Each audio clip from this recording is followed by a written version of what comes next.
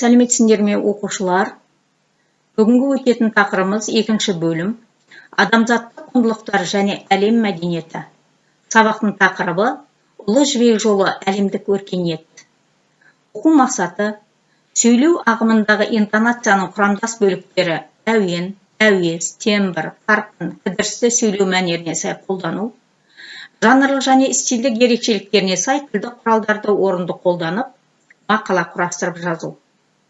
Күтілетін нәтиже сөйлеу ағымындағы интонацияның құрамдас бөліктері әуен, әуез, тембр, қарқын, кідірісті сөйлеу мәнеріне сай қолданады. Тыңдалым және оқылым мәтінінің жанрлық және стильдік ерекшеліктеріне сай тілдік құралдарды орынды қолданып, ессе жазады. Ұлы жібек жолы.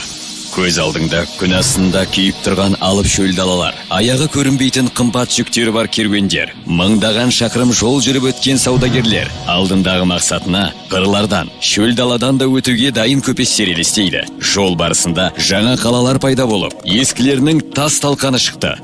Керуендер өтетін шаң басқан жолдар арқылы қымбат маталар, асыл тастар, алтын мен күмістен жасалған заттар, экзотикалық жануарлар тасымалданды.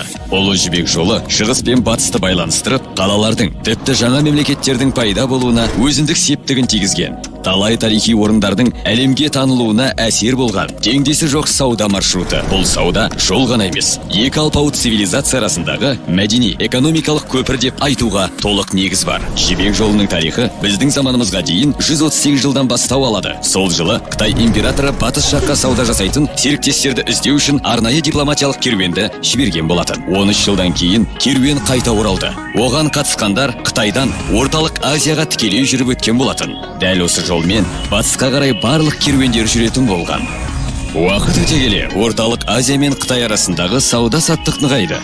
Қытайдан шыққан керуендер солтүстік Тянь-Шань тауларына бағыт алып, орталық Азияны кесіп өтіп, ары қарай Батыс Амудария, Хорасан арқылы Месопотамия мен Жерорта теңізіне жететін. Ұлы жібек жолының қашықтығы 12 000 шақырымды құрады. Сондықтан саудагерлер толық мұндай қашықтықты жүріп өтпеген. Көп жағдайда олар ауысумен жүріп, жолдың ортасында өз тауарларын ауыстырып алуға тырысты. Жібек жолы арқылы көп жағдайда жүзім мен мақта, жылқылар мен азықтық дақылдар жеткізілді. Тауда қолөнер шеберлері жаңа өнер түрлерін игеріп алды. Темірден жасалған бұйымдарды жасау ісі шығыстан, ал шыны жасау ісін батыстан үйреніп алды. Осы кезде жібек жолы қатып қалған бір бағыттан тұрды деуге болмайды. 100 жылдар бойы оның жолдары ауысып, керуен бағыттары құбылып тұрды. Тиімділігі жоғары бағыттар өркендесе, пайдасы төмен бағыттар құлдырады. 6-7 ғасырларда ең жиі пайдаланылған Қытайдан Жетісу мен оңтүстік Қазақстан арқылы өткен бағыт болатын. Бұл бағыт арқылы бірінші кезекте алтынмен қатар әлемдік валюта түріне айналған жібек матасы тасымалданды. Бұл қымбат матаны патшалар мен елшілерге сыйлық ретінде ұсынылып, жалданбалы әскерге жалақы төленіп, мемлекеттік қарыздар осы жібек матасымен қайтарылды. Өз кезегінде Рим мен Византиядан, Үндістан, Иран мен Араб халифатынан, кейінгі жылдарда Европа мен Русьтен осы елдерде өндірілген тауарлар да тасымалдана бастады.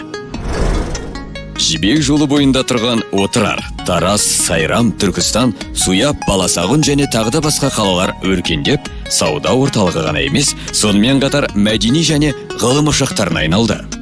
Орталық Азия, оңтүстік Қазақстан мен Жетісу арқылы өткен жібек жолы 14 ғасырға дейін пайдаланылды. Оның жойылуына тайпалар арасындағы соғыстар мен қытайлықтардың теңіз жолдарын игеруі себеп болды. Тыңдалым мәтінін тыңдадық. Енді оқылым тапсырмасына назар аударыңдар. 47-ші бет, бірінші тапсырма. Мәтінді түсініп оқып, тапсырмаларды орындаңдар.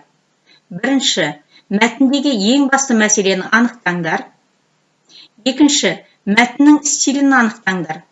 Белгілі бір стильде жазылғанына 3 дәлел келтіріңдер. Естеріңе балалар, публицистикалық стильде түсіріңдер. Қоғамдық өмірдің алуан саласында саяси, мәдени, экономикалық қарым-қатынастарды көрсетуге қызмет етеді. Публицистикалық стильге газет, журнал, радио, теледидар, деректі фильмдердің тілі жатады. Үшінші, тірек сөздерге қатысты 4 ашық сұрақ құраңдар. Ашық сұрақ түсінулеріңді, өз көз қарасын білдіруді, сипаттамалық жауап беруді талап етеді. ендеше осы мақсатта 4 ашық сұрақ құрастырасыңдар. 4-ші, картадағы қалалар мен елдердің қазіргі атауларын атаңдар. Сендердің алдыларында граффити мәтін, үнсіз мәтін берілген. Міне осы үнсіз мәтінмен жұмыс жасайсыңдар. Енді осы оқылым тапсырмасын 47 және 48-ші беттегі оқылым тапсырмасын оқығаннан кейін оқылым және тыңдалым мәтініне байланысты сұрақтарға жауап берейік. Бірінші, жолдың Ұлы Жібек жолы атануы неліктен? Екінші, мәтінде кездескен күрделі атаулардың жазылу ережесін дәлелдей аласыңдар ма? Үшінші, Ұлы Жібек жолының тарихы қандай ой салды? Енді балалар, ережеге назар аударайық және ережелерді есімізге түсірейік. Сөйлеу ағымындағы интонацияның құрамдас бөліктері. Интонация көркем мәтінді бейнелеу қызметін атқарады.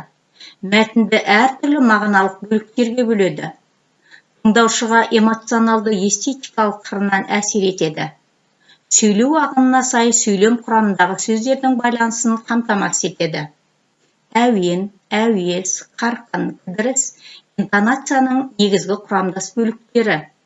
Сөйлеуде көркем әдебиетті мәнерлеп оқу кезінде интонацияның құрамдас бөліктерін дұрыс пайдалана білу сөздің мағыналы әрі мәнді болуына әсер етеді. Интонацияның басты құрамдас бөлігі әуен. Ауызекі сөйлеу тіліндегі сөйлем әуенсіз ешбір тиянақты ойды білдіре алмайды. Сөйлеу тілінің ағысын бөлшектерге мүшелеп жіктейтін де, олардың басын қосатын да әуен мен кідіріс. Әуен арқылы ойымызды хабарлы, сұраулы, бұйрықты лептетіп жеткіземіз. Тыңдаушы оны дұрыс қабылдау мүмкіндігіне ие болады. Әуез арқылы дыбыс ырғағын өзгерте отырып, сезім күйді, қуаныш, реніш тағы басқа білдіруге болады. Сөйлемде сөз ағымы бөліктеріндегі әуен, әуез, кідіріс, дыбыс қарқынның үйлесімі интонацияны құрайды.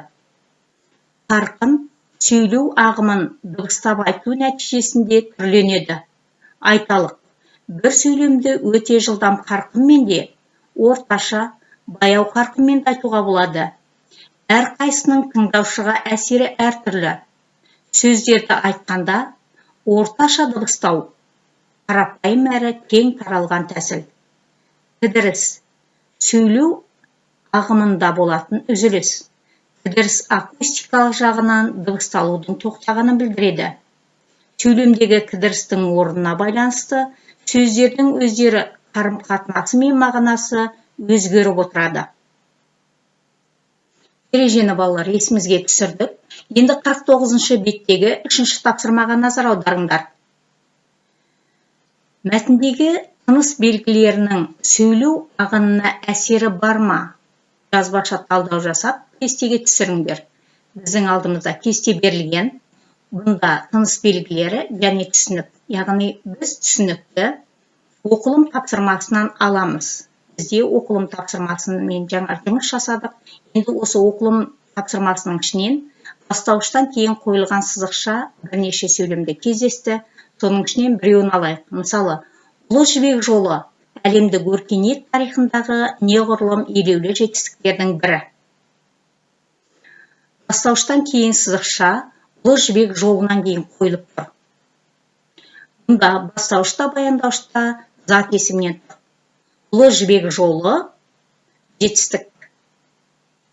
Енді негізгі баяндауыш, ойды тиянақтап тұрған негізгі баяндауыш ол жетістік.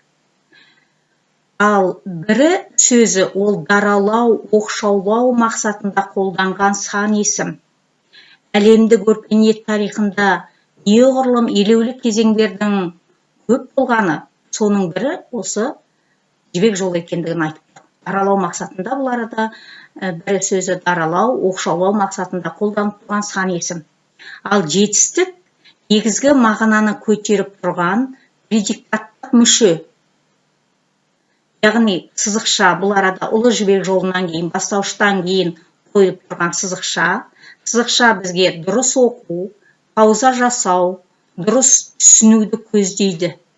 Яғни дұрыс түсіндіру үшін біз осы тыныс белгілерін қолданады екенбіз. Сонда бастауышта, баяндауышта атау тұлғалы зат есіммен болғандықтан бастауыштан кейін сызықша қойылып тұр екен.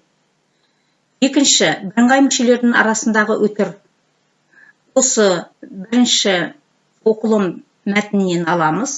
Мұнда Ұлы Жібек жолының бойында евразиялық көшпенділер біртіндеп өркениеттенуді бастарынан өткізді. Олар өз ордаларын, қалаларын, керуен сарайларын салып, саудаға бақылау жүргізді. Бірыңғай мүше ордаларын, қалаларын, сарайларын бірыңғай мүше. Бірыңғай мүшелердің арасына өтір қойылады екен. Үшінші сөйлем. Бұл сөйлем ішіндегі қос нүктенің қойылуы. Бұл да осы оқылым тапсырмасынан алып отырмыз. Біздің болашағымыз үшін өте зор маңызы бар бұл істің туындау себебін елбасымыз өзінің халыққа жолдауында былайша атап көрсетті.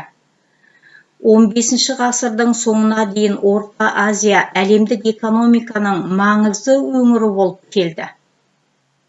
Қос нүкте төл сөздің алдынан келген, автордың сөзінен кейін қойылып тұр. Қос нүктенің қойылу себебі осылай екен.